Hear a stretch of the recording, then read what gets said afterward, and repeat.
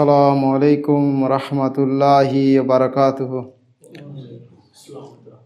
ইন্নাল হামদুলিল্লাহ নাহমাদুহু নাস্তাইনু নাস্তাগফিরু ওয়া নাউযু বিল্লাহি মিন শুরুরি আনফুসিনা ওয়া মিন সাইয়্যাতি আমালিনা মান ইয়াহদিল্লাহু ফালা মুদিল্লা লাহু মান ইউদ্লিল ফালা হাদিয়া লাহু ওয়া আশহাদু আল্লা ইলাহা ইল্লাল্লাহ ওয়াহদাহু লা শারীকা লাহু ওয়া আশহাদু আন্না মুহাম্মাদান আবদুহু ওয়া রাসূলুহু। ইয়া আইয়ুহাল্লাযীনা আমানু ইত্তাকুল্লাহা হাক্কা তুকাতিহি ওয়া লা তামুতুন্না ইল্লা ওয়া আনতুম মুসলিমুন। ইয়া আইয়ুহান নাস ইত্তাকু রাব্বাকুমুল্লাযী খালাকাকুম মিন নাফসিন ওয়াহিদা ওয়া খালাকা মিনহা যাওজাহা বাসসা মিনহুমা রিজালান কাসীরা ওয়া নিসা ওয়াত্তাকুল্লাহা আল্লাযী তাসালুনা বিহি ওয়াল আরহাম ইন্নাল্লাহা কানা আলাইকুম রাকীবা। ইয়া আইয়ুহাল্লাযীনা আমানু ইত্তাকুল্লাহা কুলু কাওলান সাদীদা ইউসলিহ লাকুম আমালাকুম ওয়া ইয়াগফির লাকুম যুনুবাকুম ওয়া মান ইউতিল্লাহা রাসূলাহু ফাকাদ ফাযা ফাওজান আযীমা। আম্মা বা'দ ফাইন্না খায়রাল হাদিসি কিতাবুল্লাহ ওয়া খায়রাল হাদী মুহাম্মাদিন সাল্লাল্লাহু আলাইহি ওয়াসাল্লাম ওয়া শাররুল উমুর মুহাদাসাতুহা ওয়া কুল্লু মুহাদাসাতিন বিদআহ ওয়া কুল্লু বিদআতিন দালালাহ ওয়া কুল্লু দালালাতিন ফিন্নার। আউযু বিল্লাহি মিনাশ শাইতানির রাজীম। বিসমিল্লাহির রহমানির রহিম। লাইসা কামিসলি শাইউন ওয়া হুয়াস সামিউল বাসীর। ক্বালা রাসূলুল্লাহি সাল্লাল্লাহু আলাইহি সাল্লাম ওয়া ইন্না বানি ইসরাঈলা তাফাররাকাত আলা সিনাতাইনি ওয়া সাবঈনা মিল্লাতা ওয়া তাফতারিকু উম্মতি আলা সালাসি ওয়া সাবঈনা মিল্লাতা কুল্লুহুম ফিন্নার ইল্লা মিল্লাতা ওয়াহিদা। ক্বালু ওয়া মান হিয়া ইয়া রাসূলুল্লাহ? ক্বালা মা আনা আলাইহি ওয়া আসহাবি। সকল প্রশংসা সেই মহান আল্লাহর, যিনি একমাত্র বিশ্বজগতের প্রতিপালক। দরুদ ও সালাম বর্ষিত হোক প্রিয় নবী শেষ নবী মুহাম্মদ সাল্লাল্লাহু আলাইহি সাল্লামের প্রতি, যাকে আল্লাহ সুবহানাহু ওয়া তাআলা একমাত্র মানব জাতি পর্যন্ত পাঠিয়েছিলেন পথকে সুস্পষ্ট করে দেওয়ার জন্য, কোনটা জান্নাতের পথ এবং কোনটা জাহান্নামের পথ। আমরা জানি যে আকীদা একটি অত্যন্ত গুরুত্বপূর্ণ একটি বিষয়। সমস্ত মুসলিমের আকীদা শুদ্ধ হওয়া একটি গুরুত্বপূর্ণ ফরজ বিষয়। এই আহলে সুন্নাহ ওয়াল জামাত আমরা অনেকেই জানি, সবাই দাবি করে আহলে সুন্নাতুল জামাত কি এবং কারা এরা, সবাই দাবি করে। এমনকি যারা শিরক বিদআত করছে, মাজার পূজা পীর পূজা করছে, তারাও নিজেদেরকে দাবি করে যে আমরা আহলে সুন্নাতুল জামাত। কিন্তু তাদের এই যে মুখের দাবি, এটা মুখের দাবি বললে তো হবে না। কারণ কোনো ব্যক্তি যদি নিজেকে বলে আমি মুসলিম, কিন্তু সে ইসলামকে পরিপূর্ণরূপে ফলো করে না, আল্লাহ এবং তার রসুলকে পরিপূর্ণভাবে মানে না, বা তার কথা মোতাবিক বিশ্বাস করে না, তাহলে কখনোই সে মুসলিমের মধ্যে, মুসলিমের যে গণ্ডি আছে ইসলামের, তার মধ্যে কখনোই সে থাকতে পারবে না। আমরা জানবো যে আকীদার অর্থ কি, আকীদা কাকে বলে। আবিধানিক দিক থেকে আকীদা শব্দ এসেছে আবদুন, তাওসিকুন, ইহকামুন ইত্যাদি শব্দ থেকে, অর্থাৎ বাঁধা, দৃঢ় করা, গিট বাঁধা, উকদা থেকে এসেছে। পরিভাষায় আকীদা বলতে বোঝায় যে সন্দেহাতীত প্রত্যয় এবং দৃঢ় বিশ্বাসকে। তাহলে ইসলামী আকীদা বলতে বোঝায় আল্লাহর উপর দৃঢ় বিশ্বাস রাখা, অনিবার্য কারণেই আল্লাহর একত্ববাদ ও তাঁর আনুগত্যকে মেনে নেওয়া, এবং ফেরেশতা, আসমানি কিতাবসমূহ, সকল রসুল, কিয়ামত দিবস, তাকদীরের ভালো মন্দ, কোরআন হাদিসে বিশুদ্ধভাবে প্রমাণিত সকল গায়েবী বিষয় এবং নিশ্চিতভাবে প্রমাণিত সকল তথ্যমূলক বা কর্মমূলক বিষয়ের উপর দৃঢ় বিশ্বাস স্থাপন করা। এবার হচ্ছে আমরা যেটা বলে থাকি পূর্বপুরী বা সালফে সালেহীন, এর দ্বারা আমরা কি বুঝি? সালফে সালেহীন বলতে বোঝায় প্রথম 3 সোনালী যুগের লোকদের, অর্থাৎ সাহাবে কেরাম, তাবেইন ও আমাদের সম্মানিত হেদায়েতপ্রাপ্ত ইমামগণ আর তাদের অনুসরণকারী এবং তাদের পথ অবলম্বনকারী প্রত্যেক ব্যক্তিকে তাদের প্রতি সম্বোধন যারা করা হয় তাদেরকে সালাফি বলা হয়। আহলে সুন্নাহ ওয়াল জামাত বলা হয় ওই সমস্ত ব্যক্তিদেরকে যারা রসুল সাল্লাল্লাহু আলাইহি সাল্লাম ও সাহাবে কেরামদের অনুরূপ পথের অনুসারী, তাদেরকে আহলুস সুন্নাহ বলা হয়। এবং এই মর্মে যে তারা রসুল সাল্লাল্লাহু আলাইহি সাল্লামের হাদিসের অনুসারী এবং তার সুন্নতের অনুগত, এবং তাদেরকে আল জামাত বলা হয় এই মর্মে যে তারা সত্যের উপর প্রতিষ্ঠিত হয়ে দিনের ব্যাপারে বিচ্ছিন্ন না হয়ে হেদায়েতপ্রাপ্ত ইমামদের ছত্রছায়ায় একত্রিত হয়েছেন এবং তাদের বিরুদ্ধাচারণে লিপ্ত হননি। এছাড়া যে সমস্ত বিষয়ে আমাদের পূর্বসূরি বা সালফে সালিহিনরা সাহাবে কেরাম তাবিনগণ একমত হয়েছেন তারা তার অনুসরণ করে, তাই এই সমস্ত কারণেই তাদেরকে আল জামাত বলা হয়। এছাড়া রসুল সাল্লাল্লাহু আলাইহি সাল্লামের সুন্নাহর অনুসারী হওয়ার কারণে কখনো তাদেরকে আহলে হাদিস বা কখনো আহলুল আসার, কখনো অনুকরণকারী দল বা সাহায্যপ্রাপ্ত ও সফলতা লাভকারী দল বলেও আখ্যায়িত করা হয়। এগুলা টাইটেল, এক একটা নাম, কিন্তু অনেক সময় নাম দিয়ে কাজ হবে না। কেউ কাউকে নাম বলে ফেলো, যেমন মাজার পূজা করছে, কবরে চাদর চড়াচ্ছে, গস কুতুব নানা রকম ইত্যাদি শিরকি কুফুরি বিশ্বাস করে আর নিজেদেরকে বলছে আমরা আহলে সুন্নাহ ওয়াল জামাত, বা নিজেকে সালাফি ও আহলে হাদিস বলুক, যাই বলুক না কেন, যদি তার বিশ্বাস কর্মের সঙ্গে যদি মিল না থাকে কখনোই এই দলের মধ্যে। এমনকি নবী, আমি যে হাদিসটা আজকে যে আমি পড়লাম যে 73 দল জাহান্নামে যাবে, যে কুল্লুম ফিন্নার ইল্লা উম্মাতে ওয়াহিদা, একটা উম্মত দল, সেটা সফলপ্রাপ্ত, মানে ফিরকায়ে নাজিয়া যারা, তারা কি, তারা হচ্ছে সত্যিকারের যে আহলে সুন্নাত ওয়াল জামাতের যে আকীদা, সালফে সালিহিনদের যে আকীদা, তারই উপরেই তারা থাকবে। অর্থাৎ সাহাবে রসুল সাল্লাল্লাহু আলাইহি ওয়াসাল্লাম যেভাবে ইসলাম মেনেছিল, বিশ্বাস করেছিল, সাহাবে কেরামগণ যেভাবে বিশ্বাস করেছিল, মেনেছিল, তারই উপরে যারা থাকবে তারাই জান্নাতি দল। ইসলামী আকীদা গ্রহণের মূল উৎস কুরআনুল কারীম, সহিহ হাদিস ও সালফে সালিহিনদের ইজমা। নবী সাল্লাল্লাহু আলাইহি ওয়াসাল্লাম হতে বর্ণিত সহিহ হাদিস গ্রহণ করা ওয়াজিব। এমনকি ইহা যদি খবরে আহাদও হয়, খবরে আহাদ বলা হয় তাকে, যে ওই হাদিসকে বলা হয় খবরে আহাদ যে হাদিস পরস্পরায় অসংখ্য সাহাবী হতে বর্ণিত হয়েছে, মানে বর্ণিত হয়নি। খবরে আহাদ ওই হাদিসকে বলা হয় যে হাদিস পরস্পরায় অসংখ্য সাহাবী হতে বর্ণিত হয়নি, কিন্তু ওই হাদিস নবী সাল্লাল্লাহু আলাইহি ওয়াসাল্লাম থেকে এসেছে, কিন্তু অনেকগুলো সাহাবী যদিও না বর্ণনা করে, তাকে বলা হয় খবরে আহাদ। কোরআন সুন্নাহ বুঝার প্রধান উপাদান আমরা যে কোরআন সুন্নাহ বুঝবো। সমস্যা কোথায়? আজকে মানুষের মধ্যে ফিরকা কেন? কারণ তারা বিভিন্ন পদ্ধতিতে কোরআন হাদিসকে বুঝে। তাদের বাপ দাদা, তাদের বুজুর্গদের চশমা পরে তারা কোরআন হাদিস বুঝে। ওই জন্য সাধারণ অবস্থায় কোনো মুসলিম কোরআন হাদিসকে ঘৃণা করে না, সবাই কোরআন হাদিসকে সম্মান করে। যদিও কিছু আছে আহলে কোরআন, তারা হাদিস মানতে চায় না, কিন্তু বেশিরভাগ মানুষ কোরআন হাদিসকে বুঝে, মানে এবং সম্মান করে। কিন্তু সমস্যা কোন জায়গায়? তারা নিজেদের মতো করে বোঝার চেষ্টা করে। তাই কোরআন সুন্নাহ বুঝার প্রধান উপাদান কোরআন সুন্নাহর অন্যান্য পাঠ, যার মধ্যে রয়েছে অপর আয়াত বা হাদিসের স্পষ্ট ব্যাখ্যা। এছাড়া আমাদের পূর্বসূরি সাহাবায়ে কেরাম, তাবেঈন এবং আমাদের সম্মানিত ইমামগণ প্রদত্ত ব্যাখ্যা, তারা যেভাবে ব্যাখ্যা করেছে সেইভাবে আমাদেরকে মানতে হবে। এমনকি ভাষাগত দিক থেকে অন্য কোনো অর্থের সম্ভাবনা থাকলেও সাহাবা তাবেঈনদের ব্যাপার বিপরীত কোনো ব্যাখ্যা গ্রহণ করা যাবে না। সম্ভাব্য কোনো অর্থের বিপরীত কোনো অর্থ বহন করলেও তাদের ব্যাখ্যারই উপর আমাদের প্রত্যেককে অটল থাকতে হবে। তারপর রসুল সাল্লাল্লাহু আলাইহি সাল্লামের মূল বিষয়বস্তু সমূহ পুঙ্খানুপুঙ্খ রূপে বর্ণনা করেছেন। এজন্য দিনের মধ্যে নতুন করে কোনো কিছু সংযোজন কারোর কোনো অধিকার নেই, যে নতুন করে ধর্মের মধ্যে কোনো কিছু ঢোকাবো বা কিছু বাদ দেব, এরকম কারো কোনো ক্ষমতা বা ইখতিয়ার নেই। প্রকাশ্য সব বিষয়ে আল্লাহ এবং তার রসুলের সামনে আত্মসমর্পণ করা, ধারণা বশবর্তী হয়ে বা আবেগপ্রবণ হয়ে অথবা বুদ্ধির জোরে বা যুক্তি দিয়ে কিংবা কাশফের দোহাই দিয়ে কুরআন সুন্নাহ বিরোধিতা করা যাবে না।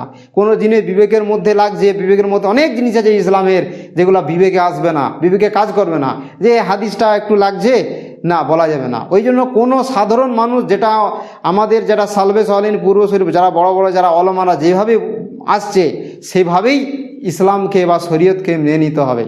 কোরআন সুন্নাহর সাথে জ্ঞান বুদ্ধি ও বিবেকের কোনো সংঘাত বা বিরোধ নেই, কিন্তু কোনো সময় যদি উভয়ের মধ্যে অসামঞ্জস্যতা পরিলক্ষিত হয়, এমতো অবস্থায় কোরআন সুন্নাহর অর্থকে অগ্রাধিকার দিতে হবে। আকীদা সংক্রান্ত বিষয়ে শরীয়ত সম্মত ভাষা ও শব্দ প্রয়োগ করা এবং বিদাতি পরিভাষাসমূহ বর্জন করা এবং সংক্ষেপে বর্ণিত বিষয়সমূহ যা বুঝতে ভুল শুদ্ধ উভয় সম্ভাবনা থাকে, এমত অবস্থায় ওই সমস্ত বাক্য বা শব্দের বিস্তারিত ব্যাখ্যা অনুসন্ধান করে সঠিক অর্থ নির্ণয় করা এবং ভুল ব্যাখ্যা আমাদেরকে যথার্থভাবে পরিহার করে হচ্ছে এটা আমাদের জন্য প্রত্যেকের জন্য অপরিহার্য। দিনের কোনো বিষয়ে তর্ক বিতর্কে লিপ্ত হওয়া অত্যন্ত একটি জঘন্য এবং নিন্দনীয় কাজ। দিনের কোনো বিষয়কে তর্ক এবং বিতর্ক করা, তবে উত্তম পন্থায় যদি আলোচনা সমালোচনা করা যেতে পারে সুন্দরভাবে, কিন্তু দেখা যায় আজকে বাহাসের নাম দিয়ে বিতর্কের নাম দিয়ে এই জিনিসগুলো হয় না। দেখা যায় অবশেষে কি হয়, মারামারি ফাটাফাটি হয়, গালিগালাজ হয় না। তো ডিবেট করা যাবে, কিন্তু প্রত্যেকের উদ্দেশ্য থাকতে হবে যে সত্য যেটা বাড়াবে সেইটা আমরা প্রত্যেকে মেনে নেব। কিন্তু মানুষ এটা বেশিরভাগ ক্ষেত্রে হয় না, শুধু দেখাতে চায় যে আমি ঠিক পথে আছি, আমি বিশাল জ্ঞানী, আমি বিশাল পণ্ডিত। আজকে আমরা দেখতে পাচ্ছি বিভিন্ন মাহফিলে হচ্ছে, বিভিন্ন ফেসবুক হচ্ছে, ইউটিউবে নানা রকম এসব ভিডিও আছে যে খালি বাহাস হচ্ছে চারদিকে, শুধু দেখাতে চাই যে আমি কত মহাপণ্ডিত। সুতরাং এই সমস্ত যেখানে দ্বন্দ্ব হবে, মারামারি ফাটাফাটি যাবে, এই সমস্ত আমাদের তর্ক বিতর্ক থেকে দূরে থাকতে হবে। কোনো বিষয় বর্জন বা গ্রহণের জন্য ওহির পথ অবলম্বন করতে হবে। কোনো বিষয় বর্জন বা গ্রহণ করতে গেলে ওহির পথ যেটা আল্লাহ রসুলের পক্ষ থেকে এসে সেটাই অবলম্বন করে মেনে নিতে হবে। বিদাতকে প্রতিহত করার জন্য বিদাতের আশ্রয় নেওয়া যাবে না। কোনো বিষয়ে অতিরঞ্জিত করা যেমন ঠিক নয়, তেমনিভাবে কোনো বিষয়ের প্রতি অবজ্ঞার প্রদর্শন করা, অবহেলা করাও ঠিক নয়। জ্ঞান ও বিশ্বাস বিষয়কে তহিদ ভিত্তিক, তহিদ যেমন আমরা জানবো যে তহিদের যে তিনটি ভাগ রয়েছে, তহিদ আল রুবুবিয়া, তহিদ আল উলুহিয়া বা তহিদ আল আসমা সিফাত আর তহিদ আল ইবাদা, এই যে তিনটে তহিদ রয়েছে, এইটাকে সম্পূর্ণভাবে আমাদেরকে জানতে হবে, বিশ্বাস করতে হবে, মেনে নিতে হবে। আল্লাহ সুবহানাহু ওয়া তাআলার নাম ও সিফাতের বিষয়ে যে মূল আকীদা হলো আল্লাহ তার রসুল সাল্লাল্লাহু আলাইহি সাল্লামের আল্লাহর জন্য যে সমস্ত নাম ও সিফাত তিনি চয়ন করেছেন, বেছেছেন, সেগুলো তুলনাহীনভাবে ওই রকম ধরন সম্পর্কে প্রশ্ন না করে তার জন্য তা প্রতিপন্ন করা, এবং যে সমস্ত নাম সিফাত আল্লাহ তার জন্য ব্যবহার করেননি বা রসুল সাল্লাল্লাহু আলাইহি সাল্লাম সেই সমস্ত হচ্ছে আল্লাহকে যে সমস্ত নামে বিশেষিত করেননি, এমন ধরনের নাম আল্লাহর জন্য হচ্ছে সাব্যস্ত করা, অর্থাৎ কোরআন সুন্নাহর নিরিখে যেভাবে যা বর্ণিত হয়েছে সেগুলোকে আকার বিকৃতি বা সাদৃশ্য আরোপ না করে ওইভাবেই বিশ্বাস করা। যেমন আল্লাহ সুবহানাহু ওয়া তাআলা বলছেন লাইসা কামিসলি সেই ওয়া হুয়াস সামিউল বাসির, সূরা নম্বর 42 আয়াত নম্বর 11, অর্থাৎ কোনো কিছুই তার অনুরূপ নয়, তিনি সব শুনেন এবং সব দেখেন। যেমন আল্লাহ কোরআনে তার হাতের কথা বলেছে, হাতের কথা সে বিশ্বাস করতে হবে। আল্লাহর চক্ষু আছে, একথা তিনি শুনেন, তিনি দেখেন, এই বিষয়গুলো আছে, এগুলো মেনে নিতে হবে বিনা বিকৃতি এবং ব্যাখ্যাতে, যেভাবে আসছে সেভাবে মেনে নিতে হবে। কিন্তু এগুলোর প্রকৃতির ধরন কোনো রকম ব্যাখ্যা বিশ্লেষণ বা ওদিকে যাওয়া যাবে না। তারপর হচ্ছে আল্লাহর নাম সিফাত সমূহকে অন্য কিছুর সাথে উপমা দেওয়া, আল্লাহর কোনো কিছু নাম বা সিফাতগুলো অন্য কারোর সঙ্গে তুলনা করা যাবে না। আর ইহাতে বিকৃতি করা, যাকে বিদাতি সম্প্রদায় ব্যাখ্যা বলে অভিহিত করে থাকে। এর কিছু পর্যায় রয়েছে, তার মধ্যে কোনো বিকৃতি কুফরির সমতুল্য, যেমনটি করে থাকে হচ্ছে বাতেনিয়া সম্প্রদায় তারা। আবার কোনো বিকৃতি বিদাত বা গুমরাহি, এবং এর উদাহরণ হলো আল্লাহর সিফাত সমূহের অস্বীকারীদের ব্যাখ্যা। আর কিছু ব্যাখ্যা সাধারণ ভুল হিসাবে যেটা গণ্য করা হয়, যেমন হচ্ছে ওয়াহাদাতুল ওজুদ। আজকে অনেক মুসলিমরা এটাকে বিশ্বাস করে এবং তাদের বড় বড় আলেমরাও বিশ্বাস করে, অনেকে আছে, অথচ তারা কোরআনের তফসির করে বিশাল, তারা তফসিরে মাহফিল করতে যে কি তারা বিশ্বাস করে ওয়াহাদাতুল ওজুদ বা আল্লাহ সকল কিছুতেই বিরাজমান, অথবা তিনি এবং সৃষ্টিকল হচ্ছে এক অভিন্ন সত্তা, এ ধরনের আকীদা পোষণ করা হচ্ছে কুফরি, এবং এর ফলে ওই ব্যক্তি দ্বীনের গণ্ডি থেকে বেরিয়ে যাবে, ইসলাম থেকে বেরিয়ে যাবে। এটা একটি হচ্ছে মানে ওয়াহদাতুল উজুদ হলো হচ্ছে স্রষ্টা এবং সৃষ্টিকে এক করে দেখা, স্রষ্টা এবং মানে প্রত্যেকটা সৃষ্টিতে আল্লাহর উপস্থিতি আছে এরকম একটা বিশ্বাস করা। এটা অনেক মুসলিমদের মধ্যে আছে, এমনকি অনেক দেওবন্দির মধ্যেও আছে। বেরলভীদের তো আছে, দেওবন্দির অনেক দেওবন্দির মধ্যে আছে, এবং এই সমস্ত মুসলিমরা যদি বিশ্বাস করে এরা ইসলাম থেকে বেরিয়ে গেছে, এরা প্রকাশ্যে এরা কুফরির মধ্যে লিপ্ত আছে। তাই সংক্ষেপে সমস্ত ফেরেশতাদের প্রতি ঈমান ও বিশ্বাস স্থাপন করা এবং তাদের নাম ও গুণাবলী, কাজ ইত্যাদি বিষয় হচ্ছে দলিল প্রমাণ সহকারে যতটুকু বর্ণিত হয়েছে কোরআন সহিহ হাদিসে সেগুলো আমাদের বিশ্বাস করা। তারপর আরেকটি বিষয় হচ্ছে যে যে তহিদ আল উলুহিয়া, মানে আল্লাহ একক, একক, তার রুবিয়াত উলুহিয়াত নামসমূহ এবং গুণাসমূহের কোনো শরীক নেই। তিনি সমস্ত জগতের প্রতিপালক এবং এবাদতের তিনি একমাত্র অধিকারী। দোয়া, বিপদে সাহায্য প্রার্থনা, ত্রাণ চাওয়া, মান্নত, জবেহ, ভরসা, ভয়ভীতি, আশা, ভালোবাসা, এমনকি এ ধরনের সকল এবাদত আল্লাহ ব্যতীত অন্য কারো করার জন্য হচ্ছে, অন্য ব্যতীত কারোর জন্য করা আল্লাহ ব্যতীত, এটা হচ্ছে সবচেয়ে বড় শিরক। ভয়ভীতি, আশা, ভালোবাসা সহকারে আল্লাহর উপাসনা করা হলো এবাদতের মূল। আল্লাহর আংশিক ইবাদত করা পথভ্রষ্টতার লক্ষণ। কোনো উলামায়ে কেরাম বলেছেন যে যে ব্যক্তি আল্লাহকে ভয় না করে এবং তার রহমতের আশা না করে শুধুমাত্র তার ভালোবাসায় উপাসনা করে, ওই ব্যক্তিকে বলা হয় জিন্দিক। মানে জিন্দিক হলো ওই ব্যক্তিকে বলা হয় যে প্রকাশ্যে ইসলামের দাবি করে বটে কিন্তু ভেতরগতভাবে সে কাফের। প্রকাশ্যে দাবি করে কিন্তু সে ভিতরে ভিতরে কুফরি করে, কাফের। এবং যে শুধুমাত্র আল্লাহকে ভয় করে কিন্তু তাকে ভালোবাসে না বা তার রহমতের কামনা করে না, ওই ব্যক্তি হচ্ছে কি বলা হয় হারুরি বলা হয়। হারুরি বলতে খারেজি সম্প্রদায়কে বোঝানো হয়। তারপর আরেকটি বিষয় হচ্ছে যে আরেকটি বিষয় রয়েছে যে ওসিলা অবলম্বন। যে আমরা জানি যে ওসিলা, আমাদের সমাজে একটি কথা আছে ওসিলা মানে মধ্যস্থ করা, মাধ্যম। ওসিলা হচ্ছে 3 রকমের ওসিলা। যেমন একটি হচ্ছে ওসিলা হচ্ছে তিনটি পর্যায় রয়েছে। যেমন একটি হচ্ছে বৈধ ওসিলা, যেটা শরীয়তে করা যায়, আর তা হলো আল্লাহ তাআলার নাম ও তার সিফাত সমূহের মাধ্যমে বা ব্যক্তির নিজের নেক আমলের মাধ্যমে অথবা কোনো নেককার লোক দ্বারা দোয়া করার মাধ্যমে ওসিলা তালাশ করা যায়, এটা বৈধ ওসিলা। মানে আল্লাহর যেসব নাম গুণাবলী রয়েছে তার মাধ্যম দিয়ে আল্লাহর কাছে ওসিলা করা যায়, ওসিলা চাওয়া যায়, ওসিলার মাধ্যমে আল্লাহর কাছে দোয়া করা যায়। এবং হচ্ছে আর কি নিজের নেক আমলের দ্বারাও করা যায়। কেউ হয়তো নামাজ পড়লো নফল, রোজা রাখলো, দান করলো, এর দ্বারা আল্লাহর কাছে দোয়া করা যায়। আর হচ্ছে কি কোনো নেক মানুষকে হচ্ছে দোয়া করতে বলা, এটা করা যাবে, কিন্তু কোনো মানুষের ওসিলাতে করা যাবে না। আর বিদাতি ওসিলা হচ্ছে তা হলো শরীয়ত পরিপন্থী কোনো পথে ওসিলা তালাশ করা, যেমন নবী রসুল বা নেককার লোকদের সত্তার দোহাই দিয়ে কিংবা তাদের মহিমা, সাধুতা এবং পবিত্রতার দোহাই দিয়ে ওসিলা তালাশ করা। যেমন নবীর ওসিলায়, পীরের ওসিলায়, অলির ওসিলা, আল্লাহর উমুক বুজুর্গ অলি, এই সমস্ত ওসিলা আমাদের সমাজে করে থাকে, এটা হচ্ছে কি বেদাত। আর একটা হচ্ছে বড় শিরকি ওসিলা, সেটা কি এই ধরনের, যেমন এবাদতের জন্য মৃত ব্যক্তিকে মাধ্যম বানানো, কোনো মৃত ব্যক্তিকে মাধ্যম বানানো হয়, কোনো কবরকে, কোনো মৃত পীরকে, এবং অথবা তাদেরকে আহ্বান করা, ডাকা বা তাদের নিকট হচ্ছে সমস্যা সমাধানের জন্য সাহায্য চাওয়া, এটা হচ্ছে শিরকি ওসিলা। ইমান কথা ও কাজের নাম যা বাড়ে ও কমে। ইমান একটি কথা এবং কাজের নাম যেটা বাড়ে এবং কমে, এবং অন্তর ও মুখের স্বীকৃতি এবং অন্তর ও মুখ অঙ্গ প্রত্যঙ্গের কাজের নাম। অন্তরের কথা হলো বিশ্বাস করা এবং মুখের কথা হলো স্বীকৃতি দেওয়া, এবং অন্তরের কাজ হলো একনিষ্ঠতা ও মহাব্বতের সাথে সমস্ত পুণ্যের কাজকে স্বীকার করা।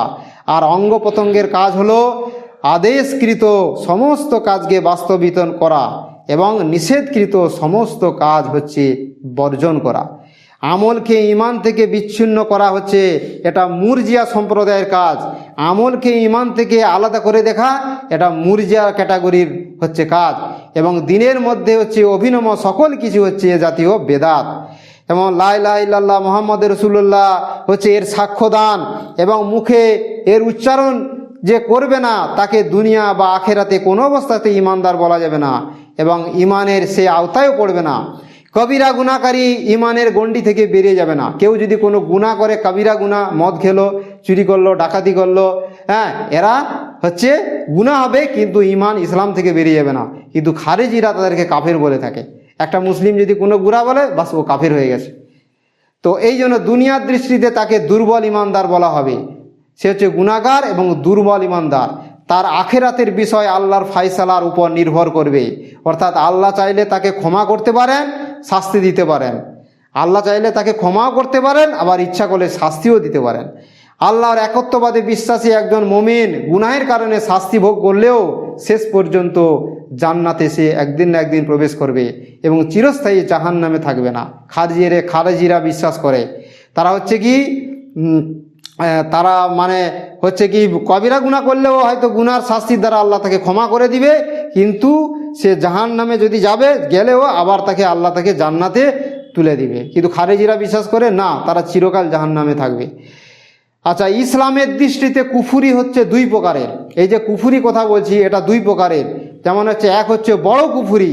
এ ধরনের কুফুরির কারণে একজন ব্যক্তি দিন থেকে বেরিয়ে যায়। কেউ যদি বড় কুফুরি করে, সে ইসলাম থেকে, ইমান থেকে বেরিয়ে যাবে। আর ছোট কুফুরি হলো এই ধরনের কুফুরির কারণে দিন থেকে বেরিয়ে যাবে না, সে দিন থেকে বেরিয়ে যাবে না কখনো। এই কুফুরিকে আমলি বা কার্যতি কুফুরি বলা হয়। ইসলামে বিধান মতে কাউকে কাফির বলে আখ্যিত করার একমাত্র ভিত্তি হবে কোরআন, সুন্নাহ ও শরীয়ত সম্মত কোনো দলিল প্রমাণ ব্যতীত কোনো কথা বা কাজের উপর নির্ভর করে নির্দিষ্ট করে কোনো কাজ মুসলিমকে কাফির বলা জায়েজ নয়। আজকে দেখা যাচ্ছে বেশিরভাগ মানুষ, তাদের মতের মিল হচ্ছে না, তাদের দলের লোক না বলে পছন্দ হচ্ছে না, কোথায় কোথায় পাইকারি হারে কাফির বলে দিচ্ছে। এই কাফের বলা যে কত ভয়ঙ্কর, এটা সে যদি জানতো, বুঝতো, কখনই সে বলতো না। কারণ সে যদি না কাফের হয়, ওইটা সে উপরে থুতু ফেলার মতো। উপরে থুতু ছুটছে, তার গায়ে নিজের সেই থুতুটা তার গায়ে নিজের মুখে গায়ে পড়বে।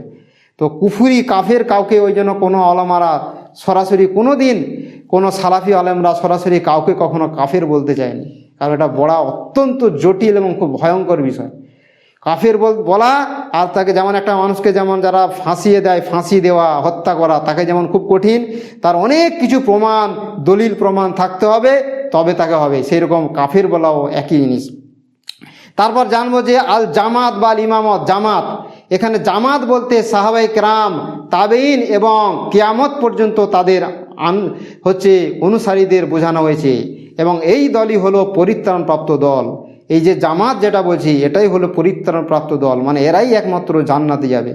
যে ব্যক্তি তাদের পদাঙ্ক অনুসরণ করবে, সে ব্যক্তি ওই জামাতের অন্তর্ভুক্ত, যদি প্রাসঙ্গিকভাবে কোনো ভুল ত্রুটি করেও থাকে তবুও তারা জান্নাতে যাবে। দিনের মধ্যে বিভেদ বা দলাদলি ও মুসলিমদের মধ্যে ফিতনা সৃষ্টি করা কোনো অবস্থায় জায়েজ নয়। কোনো বিষয়ে মতানৈক্য দেখা দিলে কোরআন ও সুন্নাহ আমাদের পূর্বসূরীদের প্রতি প্রত্যাবর্তন করা উচিত। আজকে এই সমস্ত চিন্তা চেতনা কজন মানুষের আছে? শুধু নিজের দলের দিকটা দেখছে। কোনো জিনিসে যদি মতভেদ হয়, সেটা কোরআন সুন্নাহ এবং যে সালফে সালেহিনরা, সাহাবায়ে কেরামরা কীভাবে করেছিল, সেইভাবে সেই পথে ফিরে আসতে হবে। আজকে যদি মানুষ এটা ভাবতো, তাহলে আজকে এত যে দল কখনই মুসলিমদের মাঝে থাকতো না।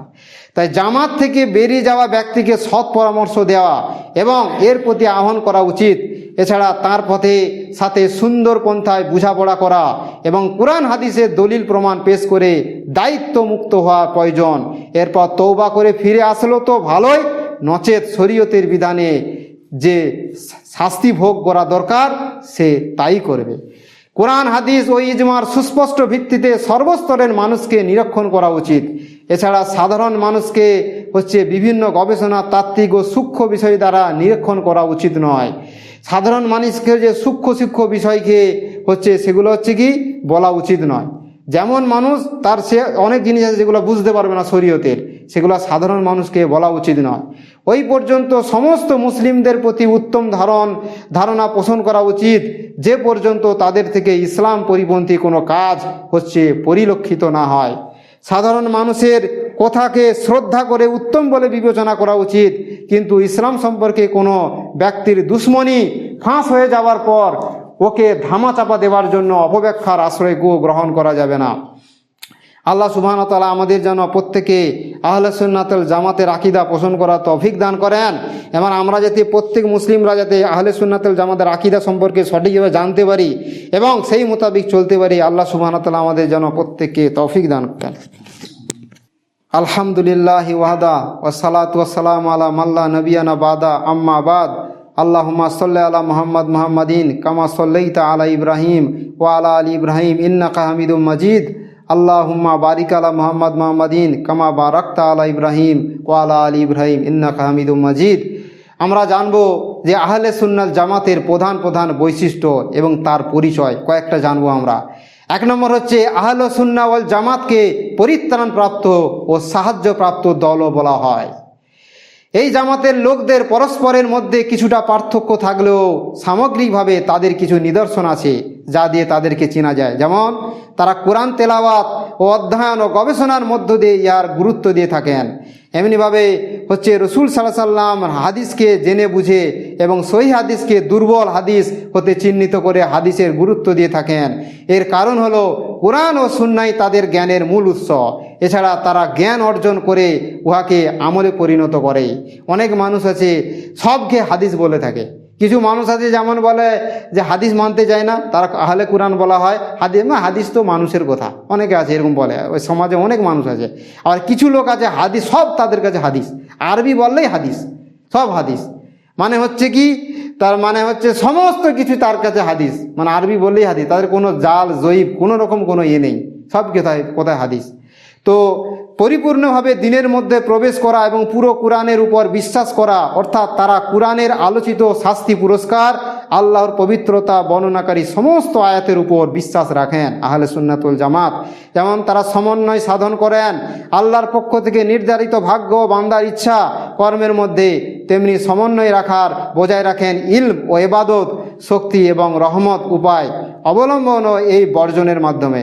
তারা কোরআন সুন্নাহর অনুসরণ করেন এবং বিদআতকে হচ্ছে যথাসম্ভব পরিহার করেন। আহলে সুন্নাত হচ্ছে কোরআন সুন্নাহকে অনুসরণ করেন এবং বিদআতকে যথাসম্ভব তারা পরিহার করেন।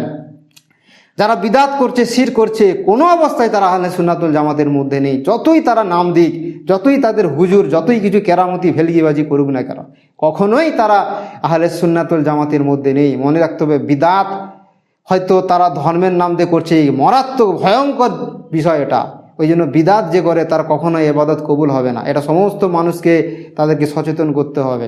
যতই বড় আমল করুক না কেন, প্রত্যেক বছর সে উমরা করুক না হজ করুক না কেন, ওই বিদআতের কারণেই তাকে জাহান্নামে যেতে হবে। তো তারা কোরআন সুন্নাহর অনুসরণ করেন এবং বিদআতকে পরিহার করেন, তারপর সংঘবদ্ধ জীবনযাপন করেন এবং ধর্মের মধ্যে বিভেদ বিচ্ছিন্নতা সৃষ্টিকারী সকল পথ বর্জন করেন। তারা হিদায়াত পাওয়ার জন্য সাহাবা তাবেঈন যারা ছিলেন ন্যায়পরায়ণ ও হিদায়াতের ধারক ও বাহক, তাদের পথকে অনুসরণ করেন। তারপর হচ্ছে 5 নম্বর, তারা মধ্যম পন্থা অবলম্বনকারী। ইসলাম হচ্ছে মধ্যম পন্থা, উম্মতে ওয়াসেদা। কোনো বিষয়ে বাড়াবাড়ি করা যাবে না, যেটা যেই অবস্থায় আছে সেইভাবে রাখা। অনেক আমাদের দেখেছি সালাফি এবং আহলে হাদিস নাম মাত্র তারা অনেক বিষয়কে বাড়াবাড়ি করে ফেলে, এটা ঠিক নয়। তো তারা মধ্যম পন্থা অবলম্বনকারী, অর্থাৎ আকীদা সংক্রান্ত বিষয়ে না তারা অতিরঞ্জিতকারীদের মতো, না এ বিষয়ে তুচ্ছ অনীহা পোষণকারীদের মতো। তারপর হচ্ছে সবসময় তারা মুসলিমদের সত্য পথে তাওহীদের উপর একত্রিত করার জন্য এবং তাদের মাঝে অনৈক্য সৃষ্টিকারী সমস্ত কিছুকে দূরীভূত করে। তাদের আরও বৈশিষ্ট্য হচ্ছে তারা আল্লাহর পথে মানুষকে আহ্বান করে এবং সৎ কাজের আদেশ ও অসৎ কাজের নিষেধ করেন। তারপর হচ্ছে ইনসাফ প্রতিষ্ঠা করা। তারা হচ্ছে আহলে সুন্নাত জামাতের আরেকটা বৈশিষ্ট্য ইনসাফ প্রতিষ্ঠা করা। তারা ব্যক্তি স্বার্থ গোষ্ঠী স্বার্থের চাইতে আল্লাহর অধিকারকে বেশি গুরুত্ব দিয়ে থাকেন। তারা না কারো ভালোবাসা অতিরঞ্জিত করেন এবং না কারো দুশ্মনীতে সীমালঙ্ঘন বাড়াবাড়ি করেন। জ্ঞান আহরণের মূল উৎস কোরআন ও সুন্নাহ হওয়ার কারণে তাদের চিন্তা চেতনা প্রত্যেক অবস্থানের মাধ্যমে সামঞ্জস্যতা হয়ে থাকে। যদিও তাদের যুগ ও ভূখণ্ড ভিন্ন হোক না কেন, তাদের জ্ঞানের মূল উৎস হচ্ছে কোরআন এবং হাদিস। এর বাইরে তারা কখনোই যাবে না আহলে সুন্নাতুল জামাত যারা হবে। সকল মানুষের সাথে অনুগ্রহ দয়া উত্তম আচরণ করা হচ্ছে তাদের অন্যতম বৈশিষ্ট্য। মানুষের সাথে অনুগ্রহ করা, দয়া এবং উত্তম আচরণ করা হচ্ছে আহলে সুন্নাত জামাতের সবচেয়ে বড় বৈশিষ্ট্য। এবং আল্লাহ তার কিতাব আল কুরআন, রসুল সাল্লাল্লাহু আলাইহি ওয়াসাল্লামের মুসলিমদের নেতাগণ এবং সাধারণ মুসলিমদের জন্য নসিহত তাদের অন্যতম একটি বৈশিষ্ট্য করা। তারপর সর্বশেষ আমার বৈশিষ্ট্য সেটা হলো মুসলিমদের সমস্যাদের গুরুত্ব দেওয়া এবং তাদেরকে সাহায্য করা এবং তাদের অধিকার সংরক্ষণ করা এবং তাদেরকে কষ্ট দেওয়া হতে বিরত থাকাও তাদের অন্যতম বৈশিষ্ট্য। তো আমাদের প্রত্যেককে কাজে কর্মে বিশ্বাসে সত্যিকারে আহলে সুন্নাত ওয়াল জামাত আমাদের হতে হবে। আজকে আলহামদুলিল্লাহ আমরা আলোচনা করলাম খুতবার মাধ্যমে আহলে সুন্নাত ওয়াল জামাত কে, কি, কারা এবং এদের বৈশিষ্ট্য কি আমরা সংক্ষেপে জানলাম। আল্লাহ সুবহানাহু ওয়া তাআলা যেন আমাদের মুসলিম জাতিকে হিদায়াত করেন, তাদেরকে এই যে ভ্রান্ত আকিদা, শিরকি কুফরি আকিদা থেকে ফিরে আসার তৌফিক দান করেন এবং তারা যাতে সত্যিকারে আহলে সুন্নাত ওয়াল জামাতের আকিদা পোষণ করতে পারে এবং সেই মোতাবেক আমল করতে পারে। আল্লাহ সুবহানাহু ওয়া তাআলা যেন আমাদের প্রত্যেককে তৌফিক দান করেন। আল্লাহ সুবহানাহু ওয়া তাআলা যেন আমাদের প্রত্যেকের ভুল ত্রুটি ক্ষমা করে দেন এবং আমাদেরকে যাতে সত্যিকারের প্রকৃত মুমিন এবং তাকওয়াশীল যাতে পরেজগার নেক হতে পারি, আল্লাহ সুবহানাহু ওয়া তাআলা আমাদের যেন প্রত্যেকে তৌফিক দান করেন। আজকে আমাদের মুসলিম সমাজে যারা দুনিয়া ছেড়ে চলে গেছে, কবরে চলে গেছে, আল্লাহ সুবহানাহু ওয়া তাআলা যেন তাদের কবরে আযাব দূর করেন এবং তাদের ক্ষমা করেন এবং আমরা যতদিন জীবিত অবস্থায় আছি আল্লাহ সুবহানাহু ওয়া তাআলা আমাদের যেন প্রত্যেকটি ঈমান, ইসলাম এবং তাওহীদ সুন্নতের উপর পুরোপুরি সুদৃঢ় কায়েম রাখার তৌফিক দান করেন। সুবহানা রাব্বিকা রাব্বিল ইজ্জাতি আম্মা ইয়াসিফুন ওয়া সালামুন আলাল মুরসালিন ওয়ালহামদুলিল্লাহি রাব্বিল আলামিন।